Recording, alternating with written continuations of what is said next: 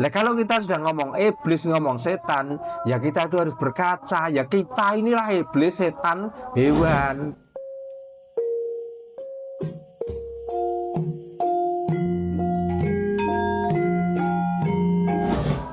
Nah, kalau yang disembelih itu ego atau sifat kehewanan, gimana cara orang Jawa dulu mendeteksi sifat hewan itu di keseharian kita?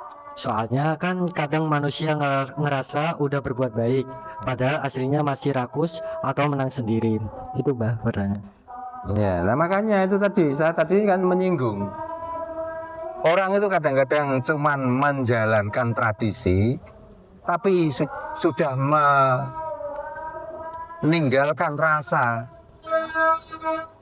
Maka karena tradisi yang dikedepankan, hewan yang tanpa salah, tanpa mempunyai dosa, waktu itu direnggut nyawanya dengan cara dipaksa. Karena rata-rata menyembelih daging kurban kan dipaksa toh. Coba kakinya diikat, kalau nggak mau apa rubuh ditarik. Ini kan pemaksaan yang sangat luar biasa. Apa dikira kalau hewan itu nggak bisa bicara tuh nggak punya rasa kira-kira? Coba. Secara menaluri karena kita tuh manusia yang punya akal, punya nafsu. Mengapa kok tidak berpikir seperti itu? Nah, berarti kan itu masih menunjukkan nafsu hewaninya. Apa gak pernah berpikir seandainya dia yang menjadi hewan, terus mau dibunuh aja harus dengan cara seperti itu, kekerasan dan lain sebagainya. Iya, kalau manusia masih bisa minta tolong, atau paling tidak ada pengadilan nanti. Lah hewan kadang sampai sudah berlinang air matanya dengan bersuara sekeras mungkin. Tapi bagi orang-orang yang nafsunya tinggi, yang selak kepingin merasakan dagingnya, apakah pernah merasakan itu? Enggak. Makanya jangan kaget kalau ada hewan-hewan calon kurban itu tiba-tiba berontak. Sampai berapa kali di media sosial saya melihat ada yang mau menyembelih karena di situ sudah dibuatkan lubangan, lalu orangnya diselendrak masuk ke lubangan itu tadi, ada yang ditabrak sampai mati. Apa dikira walaupun hewan itu nggak punya rasa? Kan sama. Tumbuhan itu loh, tumbuhan itu kan malah nggak ada suaranya, nggak apa. Dia gerak pun hanya diterpa oleh angin, itu aja punya rasa kok. Contohnya, walaupun dia tidak bisa bersuara tentang tumbuhan ini, walaupun dia tidak punya suara, walaupun dia tidak punya rasa seperti manusia atau hewan, coba tanaman disiram air panas, mau hidupkah dia?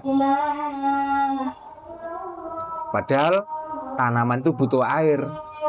Tapi kalau sudah disiram air panas, apakah dia mau hidup? Nah, itulah bukti bahwa apa yang ada di alam ini semuanya itu mempunyai rasa. Makanya mestinya di dalam agama setelah kita mengucapkan alhamdulillah hirobil alamin, mestinya orang itu sudah mempunyai rasa semuanya yang ada di dalam alam ini. Kita itu harus mempunyai sifat Rahman Rahim, sifat kasih sayang terhadap apapun, walaupun itu seolah-olah itu syariat agama. Makanya saya itu nggak setuju, walaupun syariat agama, kalau di situ ternyata kita tuh mengorbankan kehidupan selain kita, apapun alasannya, saya tidak bisa menerima dan saya tidak mengikutinya, gitu. Ini karena apa? Ya karena kita itu supaya terhindar dari sifat hewani itu tadi.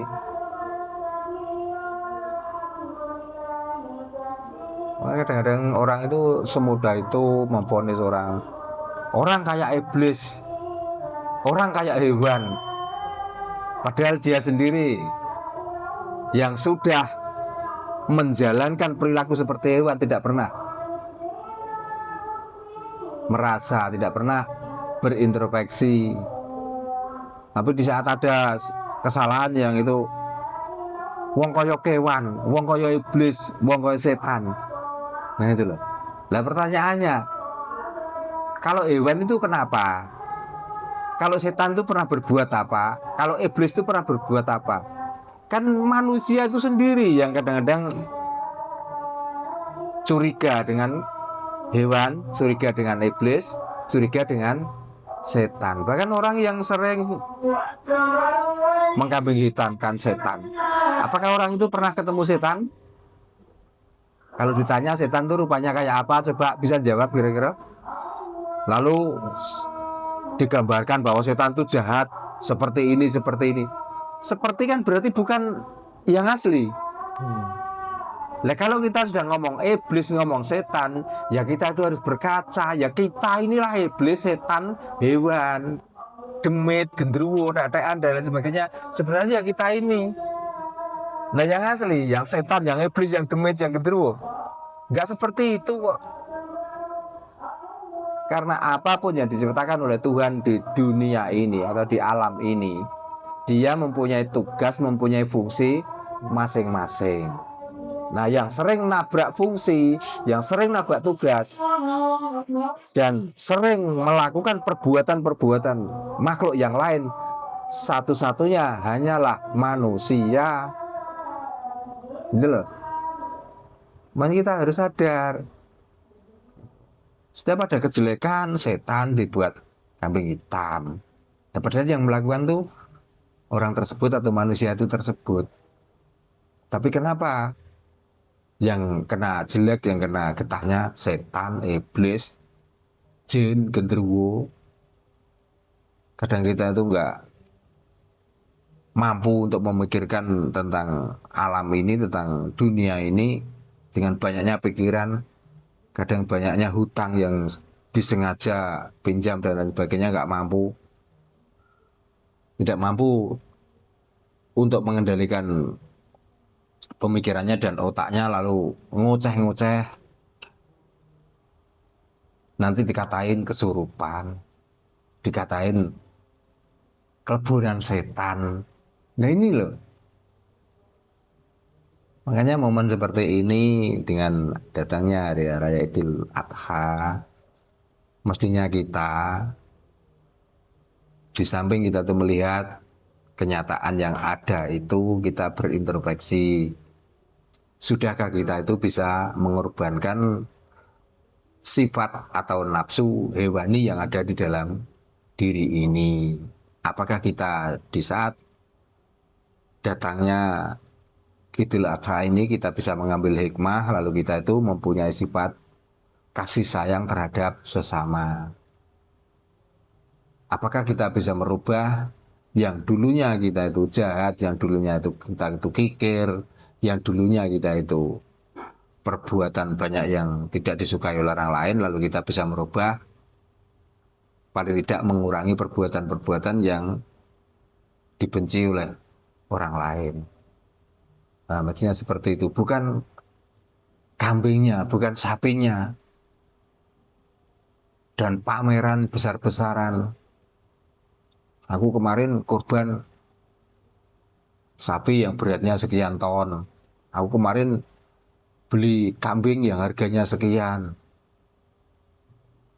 Kita nggak usah menyembelih kambing dan sapi kok. Menurut saya, bahkan ikan laut itu loh, dikatakan ikan tongkol lah yang paling besar, nanti dipotong-potong menjadi berapa, karena kita itu kepingin berbagi pada orang yang lain, kita kasihkan tetangga kita yang mungkin membutuhkan itu, sama saja kok.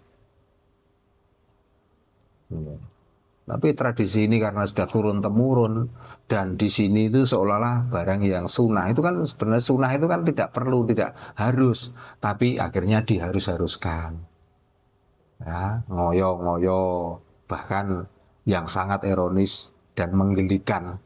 Kalau saya itu ngisin-ngisini, ya, korban keurunan ini loh.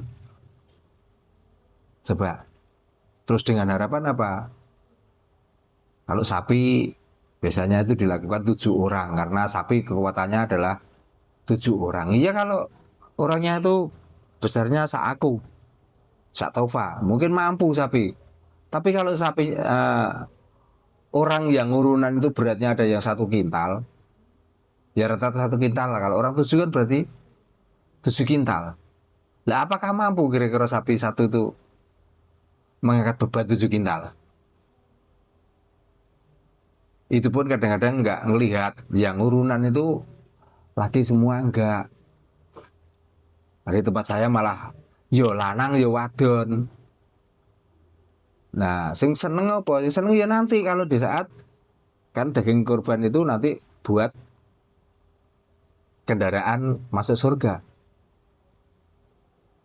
Nah, sing enak ya malah si lanang wadon kuwi ngorek lungguhe sedisilang lanang wedok wes. Cocok ya. Wes siji lah mlebu swarga, nomor loro yang tadinya nggak bisa megang jadi bisa megang.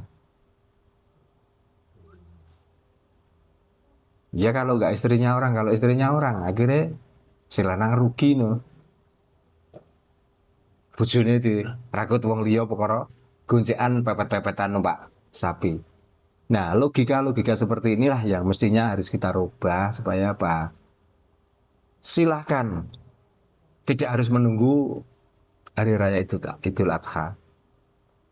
Hari-hari biasa pun apa di saat musim ini musim sulit, contohnya apa? Contohnya di musim penghujan, waktunya orang itu nanam jagung itu kan satu keuangan juga agak sulit. Yang kedua di saat orang itu musim menanam tanaman di kebun dan lain sebagainya. Itu kan seadanya akhirnya. Makan atau apa kan seadanya. Nah, mbok waktu itu supaya nanti orang yang mengerjakan sawah itu atau mengerjakan kebun itu bisa lebih kuat karena makan daging, tak sapiku tak gorok siji tak bagekne wong sing ngicir kan ya enak. Kenapa harus pas hari raya Idul Adha? Bayangkan besok ini loh berapa ribu nyawa hewan yang melayang. Coba. Berapa daging yang membusuk. Kenapa saya ngomong begitu? Pernah saya itu, gak perlu saya sebutkan namanya dan tempatnya. Panitia bahkan pimpinan salah satu tokoh kepercayaan itu. Saya pernah masuk di rumahnya, mulai dari dapur sampai ruang tengah. Ternyata di situ tumpukan daging, bahkan di kulkasnya itu loh, sampai nggak muat daging. Nah, akhirnya sampai seminggu 2 minggu nggak habis, busuk, akhirnya dibuang. Loh, kan sia-sia. Bukan sia-sia karena dimakan, tapi sia-sia sapi yang waktu hidupnya itu loh. Dengan makan rumput, makan daun, sehingga membuat kerakas dagingnya bagus. Tiba-tiba setelah disembelih, daging itu dikumpulkan orang yang sifat hewaninya tadi masih tinggi, dikumpulkan saking keserakahan dan kerakusannya sehingga dia sampai coro Jawane linguren, akhirnya busuk dan telah busuk dibuang. Nah itu. Jadi nggak apa-apa, kita nggak sejalan nggak apa-apa, itu normal kok di dunia ini. Kalau tersinggung berarti dia yang sering melakukan itu aja. Pokoknya apa yang saya sampaikan kok dia tersinggung, berarti orang itu seperti apa yang saya omongkan. Kalau memakai rasa nggak mungkin seperti itu. Gitu. Makanya kalau di dunia ini karena aturan-aturan itu aturan manusia bukan aturan Tuhan. Kalau memang aturan manusia itu harus manunggaling rasa, menyatu dengan rasa mesine. Malah nggak manunggaling rasa, malah mengikuti rasa sing rasa nafsu angkara murka. Itulah yang supaya kita semua terhindar dari sifat seperti itu dan kita nggak menyalahkan sebenarnya. Yang salah itu tradisinya, yang salah itu perilakunya. Tidak ada kok aturan-aturan dari agama apapun itu semuanya aturannya sama, tapi manusianya yang menjalankan ini loh kadang-kadang melebihi rasa manusia atau rasanya yang kuwasa.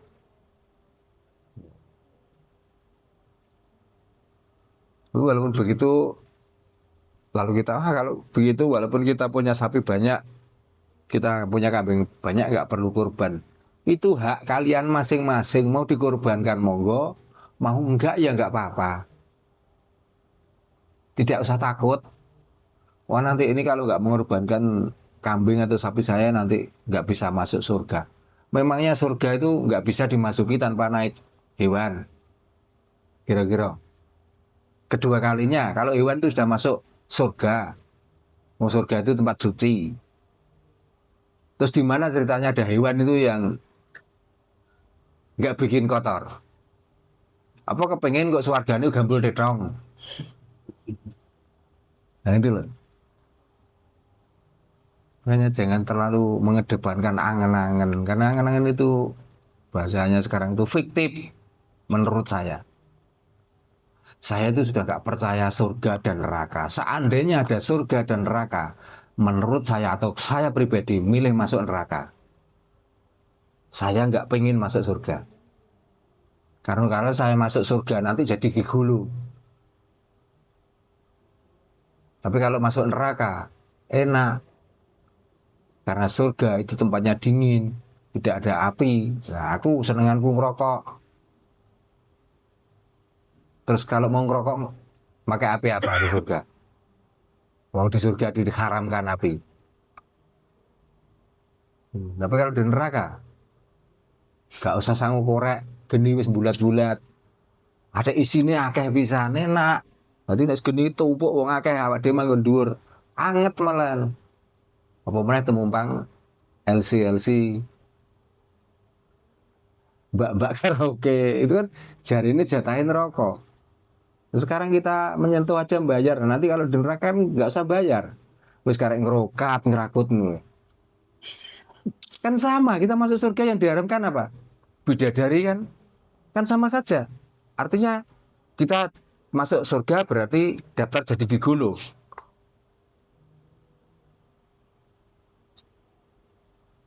Coba bagaimana? Nah, daripada jadi gigolo di situ mendingan di neraka. Kita jujur aja ya, sebenarnya karena setiap laki-laki itu kalau ada wanita cantik itu paling tidak ya, atau bahasa kita itu daneo itu mesti itu gitu betul Pak? Gitu. Nah, karena daneo itu akhirnya diangen-angen terus. Kalaupun itu terjadi, mesti kita harus bayar.